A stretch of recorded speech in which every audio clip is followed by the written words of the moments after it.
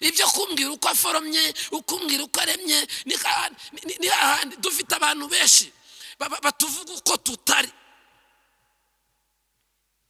badupfobereza mu kanwa kabo, bakatuvuga uko bashaka, ariko si cyo Imana ikubajije.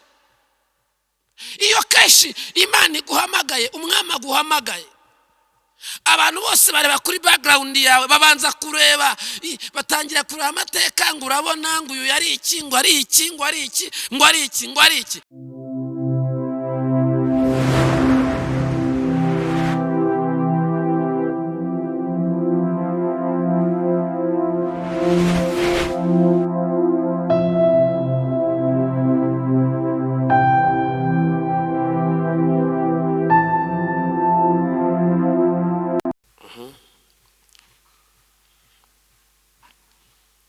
Ndagira ngo mbasuhuze mwe mudukurikiye mwese, ari abari hano ndetse n'abari ahandi.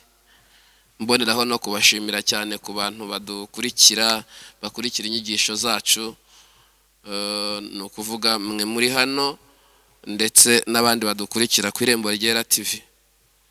Mwese muhabwe umugisha, nkuko mubizi nitwa Cyprien Hakizimana. Ndagira ngo kandi tuganire ijambo ry'Imana muri uyu mwanya.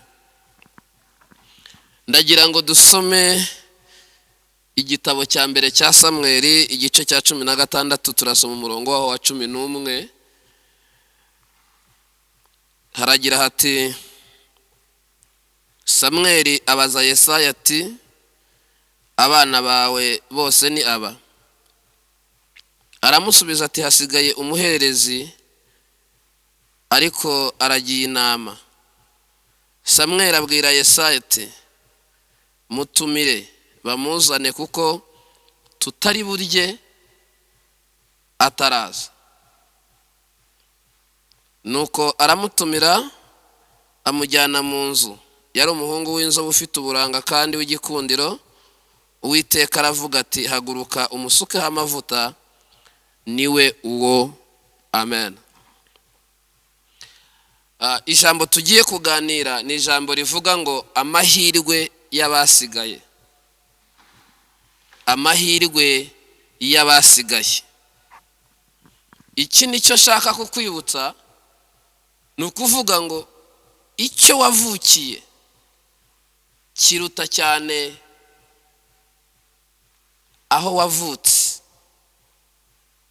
Bivuga ngo icyo wavukiye kiruta cyane ubuzima unyuramo ujya gukora icyo Imana yateguye ko uvukiye.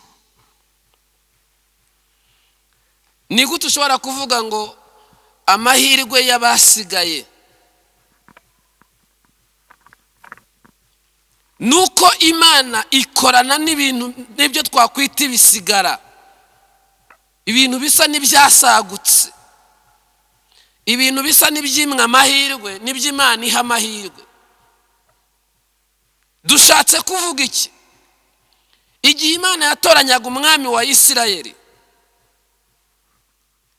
yabwiye Samweli amubwira ngo jya mu muryango wa Yesayi, ndakwereka umuntu unyimikishiriza amavuta. Se w'abana ahamagara abana abona ko babikwiriye, abashyira ku murongo, ba Eliya, ba Shama n'abandi bari bafite igihagararo. Reka tuvuge ko ise yabatekerezagaho. Ise yari afite ukuntu abatekerezaho, afite n'ukuntu abemera. Noneho ngo agira akandi kana k'igisigara adaha amahirwe. Samweli nawe ngo arebe igihagararo, abona nta wundi uberewe n'amahirwe uretse muri abo basore. Asa naho nawe agira amarangamutima, aravuga ati, uyu nguyu atabaye uyu yaba uyu. Imana iramubwira ngo ntabwo jyewe ndeba nk'uko abantu bareba. Abantu bareba igihagararo, abantu bareba uburanga, ariko njyewe nk'Imana ndeba mu mutima. Umutima nzabyazamo intego, umutima uzagera kuri gahunda.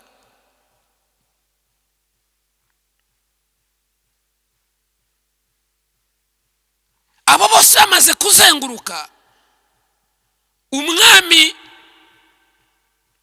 ambera nk'aho abuze umuryango wa Yesayi. Ariko Samweli arabaza ngo hese nta wasigaye? Aha niho izingiro riri. Ise arasubiza ati uwasigaye, hasigaye akana k'agahungu karagiye inama. Aya magambo mu kanwa k'umubyeyi yaravuze iki? Yarashatse kuvuga ngo uwasigaye ni wa wundi udashoboye, ni wa wundi ibyo utekereza ko yamara ntiyabimara, nta mumaro umurimo. Karagira inama, akamenyereye inama ntikagize. Ubusanzwe akanwa k'abantu karadupfobya, kakatuvuga uko gashaka, ariko akanwa k'Imana katuvuga uko turi. Aravuga ngo hoya, sishaka. Ariko Samweli aramubwira ngo nubwo utekereza ko ari agasigara kazane, ngo agihinguka. Imana ibwira Samweli ati dore uwo nashakaga, wasigariye impamvu.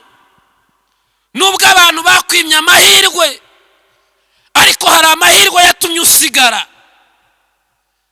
Hari icyatumye Imana igusigaza, igusagura, ikubitsemo umugambi.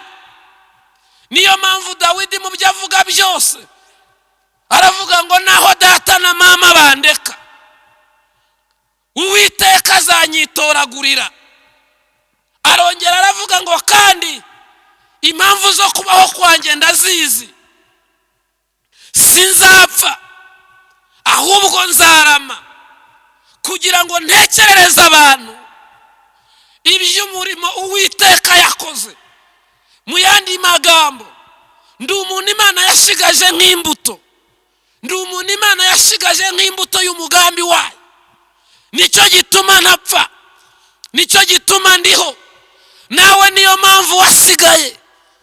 Impanuka zigatwara abandi, bakica abandi ugasigara. Abo kukwica bari bahari, aho gupfira hari hahari, igihe cyo kugenda cyari gihari, ariko Imana iragusagurira kubika, ikubikiye impamvu. Niyo mpamvu ibije byose naho byaza, niyo mpamvu ya data we ndafashishwe. Ni ukuvuga ngo iyo niyo mpamvu kubaho kwawe atari impanuka. Ntabwo kubaho kwawe bibitse mu kiganza cy'umuntu. Oya, ntawe ufite ububasha bwo kuvuga ngo pfeje cyangwa agenda, kuko wasigaye uri mize y'Imana, uri inzu ndangamurage y'Imana. Nicyo cyatumye Imana igusigaza, ikubikiye impamvu. Bwira mugenzi wawe ngo Imana imbikiye impamvu. Hari impamvu itumye ndiho, hari impamvu yatumye ngera, hari impamvu yankujije, hari impamvu yatumye shaka, hari impamvu yatumye ubyara, hari impamvu yatumye utinda, hari impamvu. Mubwire ngo hirya y'iki ngiki hari impamvu y'ikintu ndi gucamo. Dawidi aravuga ngo sinzapfa nzarama. Urubiko bw'amateka y'Imana. Nubwo akanwa k'abantu kagupfobya, ariko urubiko bw'amateka y'Imana. Amateka y'Imana ntapfa, amateka y'Imana ntabora, amateka y'Imana ntiyibwa. Niyo mpamvu Shitani yagiye abona opportunity nyinshi zo kuba yakwica, ariko akagenda guhusha. Kubera iki? Uri igisigara cy'Imana, ni wowe Imana ihanzeho ijisho. Imana yagusaguriye impamvu. Nkuko bisanzwe, inzira umuntu anyuze abicyo aricyo none niyo anyuzamo abandi kugira ngo babicyo baricyo. Shatse kuvuga iki? Dawidi amaze kumenya ko amahirwe ariko umuntu uba wasagutse, yageze mu muryango wa Sawuli arabaririza ngo nese nta wasigaye, nta ukiriho. wo mu muryango wa Sawuli ngo mugirire neza ku bwa Yonatani.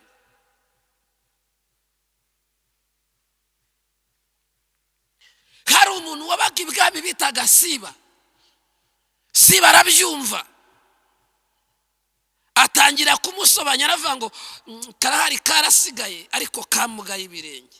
Mu yandi magambo ntacyo wakabyazamo, ni nk'akantu n'ubundi kapfuye, ni nk'akantu n'ubundi kataye umutwe. Dawidi aramubwira ngo si cyo nkubajije ko hari ukiriho, nkubajije ko hari umuntu ukiriho. Ibyo kumbwira uko aforomye, ukumbwira uko aremye, ni hahandi dufite abantu benshi batuvuga uko tutari, badupfobereza mu kanwa kabo, bakatuvuga uko bashaka, ariko si cyo Imana ikubajije. Iyo kenshi Imana iguhamagaye, umwami aguhamagaye, abantu bose bareba kuri background yawe, babanza kureba, batangira kureba amateka, ngo urabona ngo uyu yari iki, ngo ari iki, ngo ari iki, ngo ari iki, ngo ari iki, ariko si byo Imana ikubajije. Ikubajije ko hari ukiriho, waba warasigaye gusa. Ngo batangira gupfobya mu kanwa kabo, ariko Dawidi aramubwira ngo genda umuzane uko yaba ari kose. Mana ishimwe, uko waba uri kose, uko waba uri kose, Imana iragukeneye. Imana yarakubitse igusigaza nk'amaboko yayo, uri mu mugambi w'Imana. Mana yacu himbazwe, Mana yacu himbazwe, Mana yacu himbazwe, Mana yacu himbazwe cyane. Ngo baragenda bazana Mefibosheti, nawe acyumva ko umwami amushaka, atangira kugwa igihumura, aribaza ngo niki gituma ashaka. Birashoboka ko hari icyo naba narakoze, cyangwa se birashoboka ko yabagiye kunyitura ku bwa sogokuruza bamugiriye nabi. Ngo umwami akibona Mefibosheti, arahaguruka aramusanganira, ngo aramuhobera, aramubwira ati carana nanjye kandi dusangirire ku meza. Hari amateka utaruzi nagiranye na Yonatani, nta cyatuma ntakugirira neza.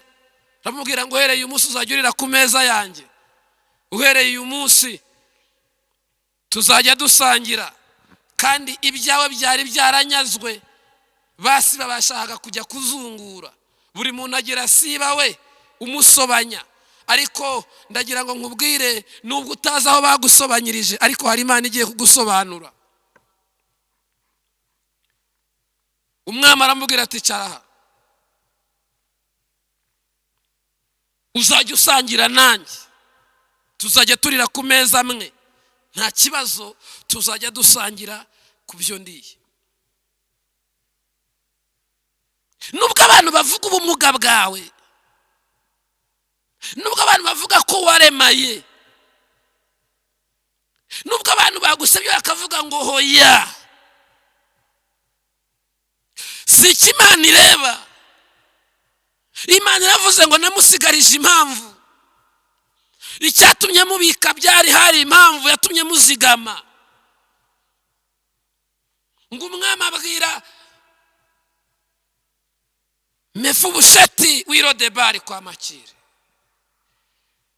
Imana iguhamagaye itarebye aho uvuka, itarebye aho uturuka, itarebye amateka. Imana iraguhamagaye, iguhamagariye impamvu. Iramubwira ngo uhereye none ngushubije imisozi yawe y'inyarurembo, ugiye gusubizwa agaciro kawe, ugiye guhabwa icyubahiro cyawe. Arangije aravuga ngo kandi dore nguhaye n'abagaragu bazagufashe gukora.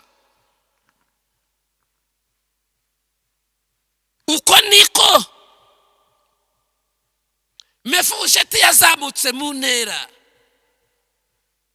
azamuka mu ntera, amenyana n'umwami, yinjira ibwami adakomanze, ahabwa izo opportunité zo kuvugana n'umwami kubera ineza ya Yonatani.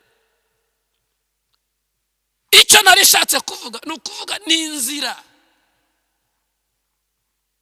ucishamo abandi. Iyo umuntu yabonye akazi yaratanze ruswa, ntashobora kuguha akazi utayimuhaye, kuko azi ko ariko gasabwa. Kubera abantu benshi bakunda kugera ku bintu batekenitse, ntibashobora kukugeza ahandi hantu batakujije muri za tekinike banyuzemo. Icyo Dawidi mu gutanga akazi mu kukwinjiza ibwami yarebaga niba warasigaye, kubera ko niyo nzira yanyuze, kandi ntiyumvaga amabwire ngo abantu bajye kugupfobya mu kanwa k'abantu, kuko yari azi ko na se ubwe yamuvuze nabi. Ibyo byatumaga tumva amabwire. Ni ukuvuga ngo aho wanyuze ariho unyuze abandi, kugira ngo bagere aho ushaka ko bagera, cyangwa nawe ugeze.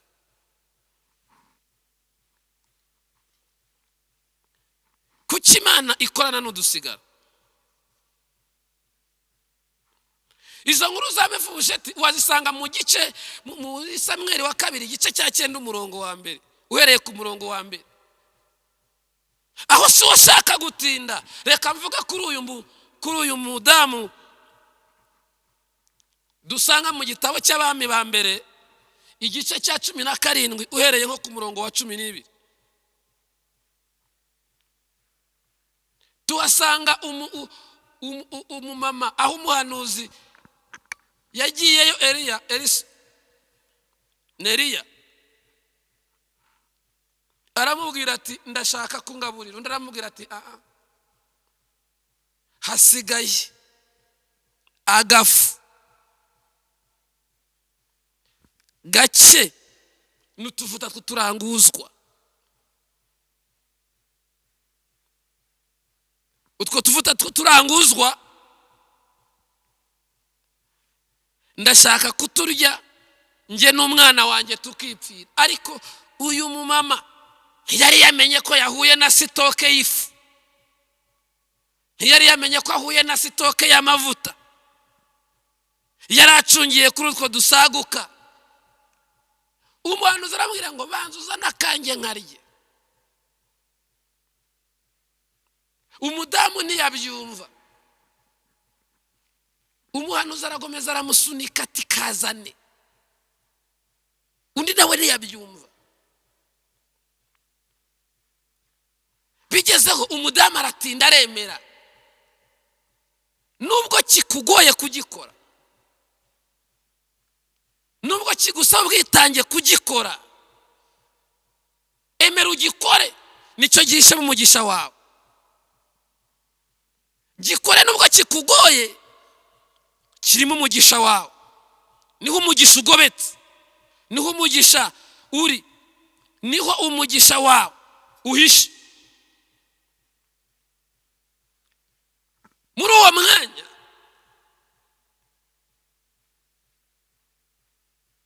umudamu arazana akagafara agasonga karagasigara.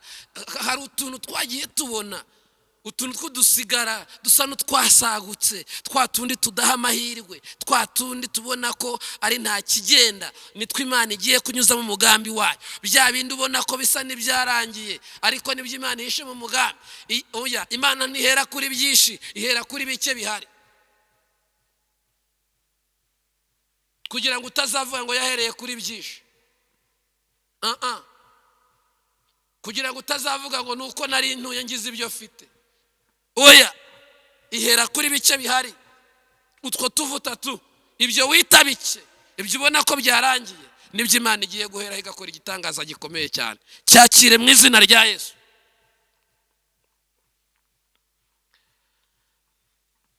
Agatsima aragasonga,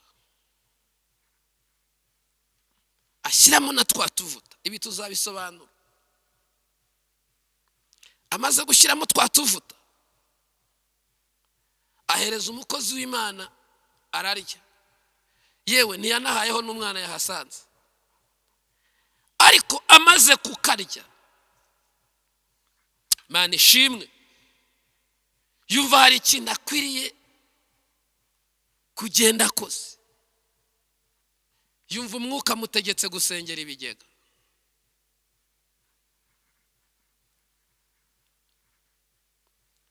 Kumbi mu mukozi w'Imana hahishemo umugisha wawe. Mu mukozi w'Imana harimo sitoke y'uriya mupfakazi. Mu mukozi w'Imana harimo amavuta menshi. Mu mukozi w'Imana harimo amavuta yakwishyura ideni. Mu mukozi w'Imana harimo sitoke y'ibyo kurya by'igihe kinini. Hari habitsemo ijambo, hari habitsemo igitangaza. Iyo umurebye ubugufiya bwe ntiwamenya ko herekejwe na sitoke. Oya, iyo umurebye ubugufiya bwe ntiwamenya ko abitse imvura y'igihugu. Iyo umurebye ubugufiya bwe ntiwamenya ko abitse umugisha w'igihugu. Amanura umugisha, arangije abwira umudamu atuhereye none iyi neza ugize, wari ufite utuntu tw'udusigara ariko nashaka kuguhereza. Aravuga ngo uhereye none ndategeka ibigega byawe, ibyibo byawe ntibikaburemo ifu.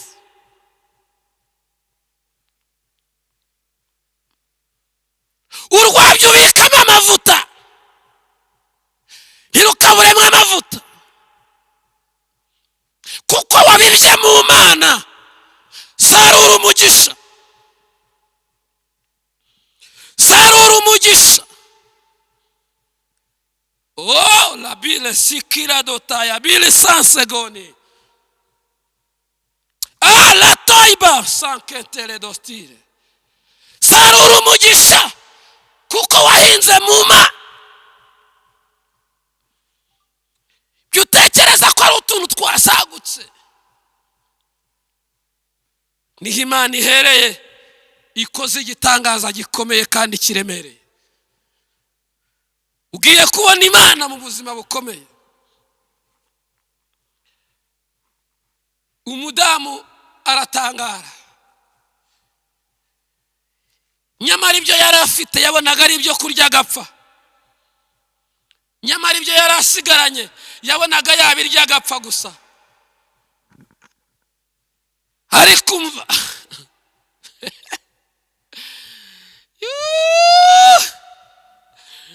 ariko umva, ntihari urupfu, hari ubuzima. Niba uhuye n'umukozi w'Imana,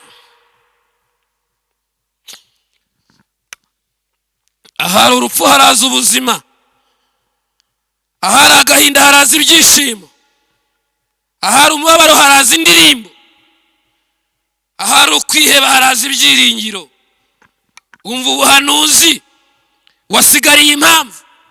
Ntabwo uriho gusa, uriho kubera impamvu.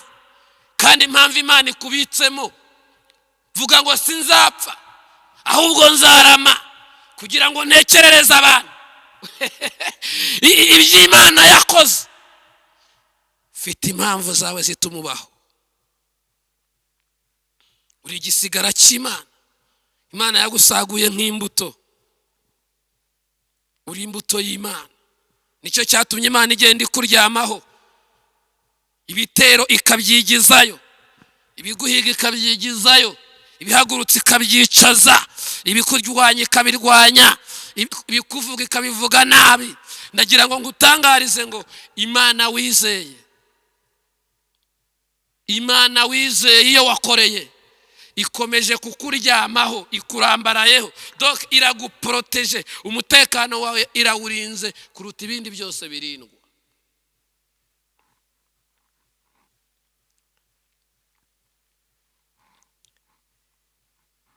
Kuki Imana ikorana n'udusigaye?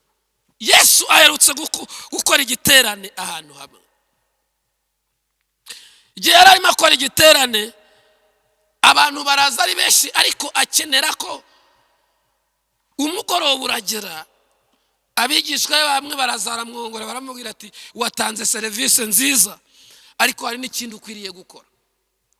Aba bantu bishwe n'inzara, barekure kare batahe bagere kuri butike bagikinguye baze kureba uko biyeranja kuko nta kintu bigeze bafata. Yesu aramubwira atumva ngiriye inama nziza ariko abantu basezereye gusa inzara yahita ibatsinda mu nzira, ntacyo naba nkoze, ahubwo nimushaka ibyo kurya mu bagaburire. Yesu arabizi, azi ko twiriranwe nawe, ntiyadusezerera gusa, ntiyatwohereza nk'uko abigishwa be bari kubisaba. Hari abantu basanga Imana igusezerere, hari abantu basaba Yesu ngo nagusezerere, ariko Yesu arakavuga ati sishaka kumusezerera, ntararya sindamugaburira. Imana ntiyagusezerera itarakwambika, itarakugaburira, itarakubeshaho, ahubwo iravuze ngo wari usabye ko bagusezerera naba ari kukugaburira. Abwira ba Petero na ba Yohana, mubari mwe mugaburira aba bantu, ati nabyo kurya dufite. Barabwira ngo ikintu dusigaranye gusa, utuntu dusigara, ako gasigara dusigaranye udufi tubiri n'imigati 5, kandi aba bantu ni 5,000 tutabariyemo abagore n'abana. Ibi ntibyabahaza. Yesu aramubwira ngo urabona biki, ariko genda abona byinshi.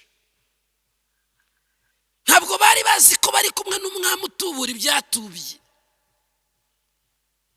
Birashoboka kusigaranye 5, birashoboka kusigaranye $2, birashoboka ko nayakiri kuri kote hasigaye twatundi dufata kote, ariko umva uziranye n'ubasha gutubura ushobora kumusigaranya kuka kanyuma, umutima wanze uri kwenda gutera, ariko kuko wamenyanye na Yesu, kuko Yesu muziranye, yabwiye abigishwa ngo nimwe mubizana ibyo, ngo bigeze imbere yarabishimira, asanga nta manyanga birimo, asanga nubwo bisigaye ariko nta manyanga birimo. Arambura ikiganza arabishimira, aravuga ati kandi ngo akisenga biratubuka ndetse ibintu birasaguka, ngo bagaburira abantu 5,000 barahaga, basaga 5,000 bararya barahaga, bahereye kuri twatundi twitwaga udusigara.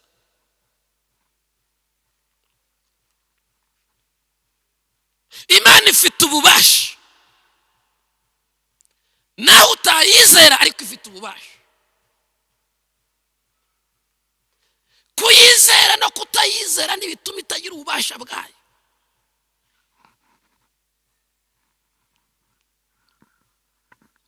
Pawulo yandikira Tito dusoza dusenga, yaramubwiye ngo icyatumye ngusiga ikirete, ibindi bigatwara abandi, wowe nkagusiga. Aba waruzi nabo utazi bagapfa ariko nkagusiga.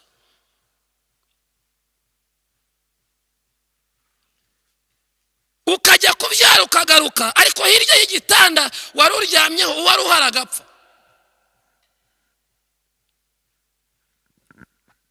Ukagenda mu modoka ugakora impanuka, aba muri kumwe bagapfa ariko ugasigara. Ndashaka kukubwira icyatumye ngusiga.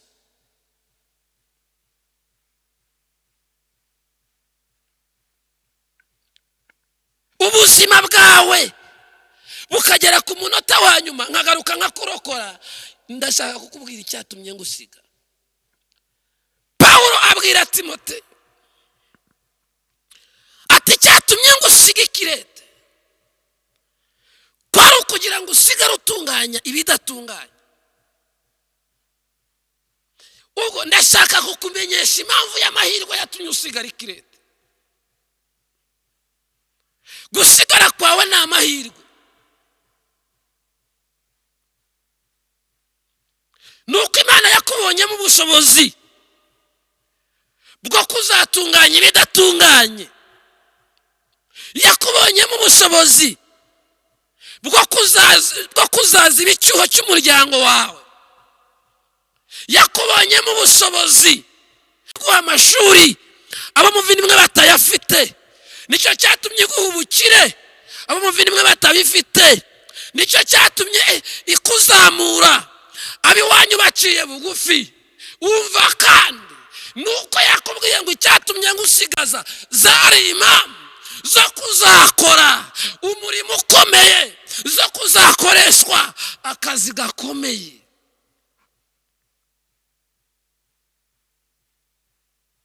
Iyo ni imwe mu mpamvu yatumye Imana igusigaza. Ndagira ngo dusenge, tuzakomeza ubutaha.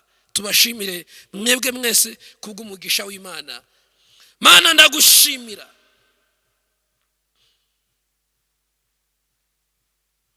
Adonai,